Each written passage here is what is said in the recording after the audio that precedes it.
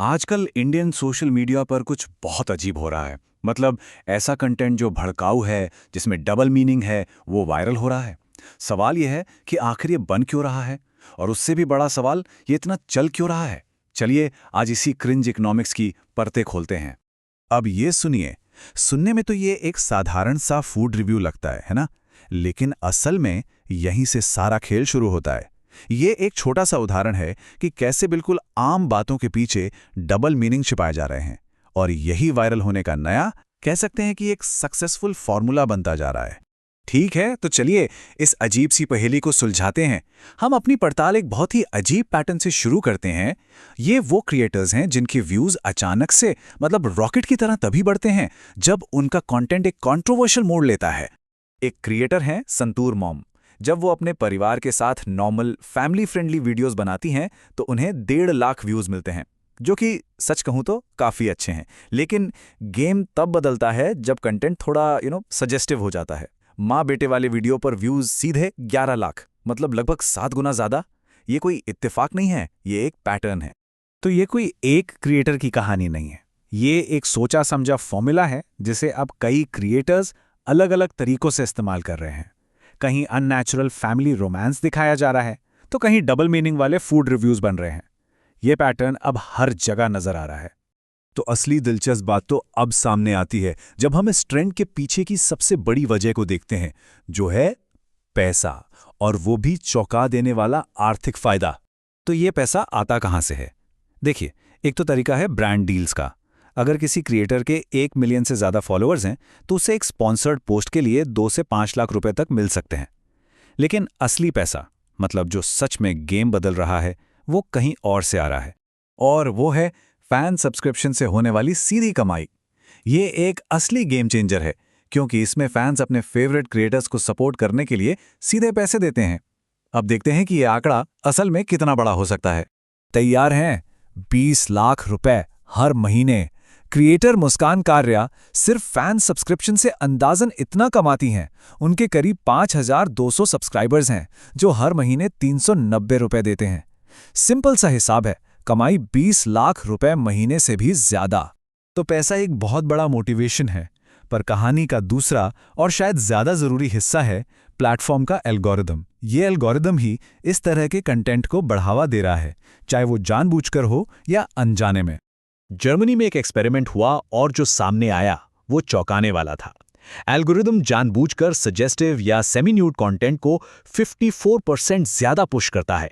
वहीं नेचर और फूड जैसे नॉर्मल कंटेंट की रीच 60% तक कम कर देता है। साफ है कि एल्गोरिदम को क्या पसंद है। और इसी से जन्म होता है रैचेट इफेक्ट का। इसे ऐसे समझिए, ये एक डिजिटल रेस है। अगर आपको दिखना है तो आपको पिछले वाले से ज्यादा एक्सट्रीम, ज्यादा शॉकिंग कंटेंट बनाना ही पड़ेगा। ये एक न खत्म होने वाला चक्र है। एल्गोरिदम को सही गलत, अच्छा बुरा इससे कोई मतलब नहीं है। उसे बस एक चीज चाहिए, एंगेजमेंट। मतलब जब हमें किसी चीज को देखकर गुस्सा आता है, घिन आती है या कोई भी स्ट्रॉन्ग इमोशन महसूस होता है, तो हम उस पर रिएक्ट करते हैं और एल्गोरिदम उसी रिएक्शन को इनाम देता है। अब तक हम ऑनलाइन दुनिया की बात कर रहे थे, पर अब बात करते हैं इसके असली, मतलब रियल वर्ल्ड नतीजों की। क्योंकि इस ऑनलाइन परफॉर्मेंस का असर असल जिंदगी में बहुत गंभीर होता है। ये सिर्फ लाइक्स और कमेंट्स का खेल नहीं है। इन क्रिएटर्स की असल जिंदगी में पुलिस की गिरफ्तारी से लेकर भीड़ के हमलों तक सब कुछ हो रहा है। उनकी ऑनलाइन पहचान और असल जिंदगी के बीच की लाइन पूरी तरह से धुंधली हो चुकी है। जरा इस क्रिएटर की बात को महसूस कीजिए। हर बार जब मैं घर से बाहर निकलती हूं, मुझे लगता है कोई मुझे मार देगा। सोचिए ये डर कितना असली होगा। ये कोई कहानी नहीं, ये कुछ क्रिएटर्स की रोजमर्रा की हकीकत है। और इसका असर सिर्फ क्रिएटर्स पर नहीं, हम सब पर पड़ रहा है, समाज पर। जब रेप और मोलेस्टेशन जैसे सीरियस टॉपिक्स पर डार्क ह्यूमर बनता है तो धीरे धीरे ये चीजें हमारे लिए नॉर्मल होने लगती हैं। हम असंवेदनशील हो जाते हैं। रिसर्च भी यही कहती है। जब हम देखते हैं कि सब लोग एक भद्दे मजाक पर हंस रहे हैं, तो हमें भी लगने लगता है कि शायद इसमें कुछ गलत नहीं है। खासकर युवाओं पर इसका गहरा असर पड़ता है और सही गलत की उनकी समझ बदलने लगती है। और अब जो आंकड़ा आने वाला है वो सच में डरावना है। जो लोग लगातार ऐसा कंटेंट देखते हैं जिसमें यौन उत्पीड़न को मजाक की तरह दिखाया जाता है, उनकी असल जिंदगी में वैसा ही बर्ताव करने की संभावना 6 गुना, जी हां 6x बढ़ जाती है।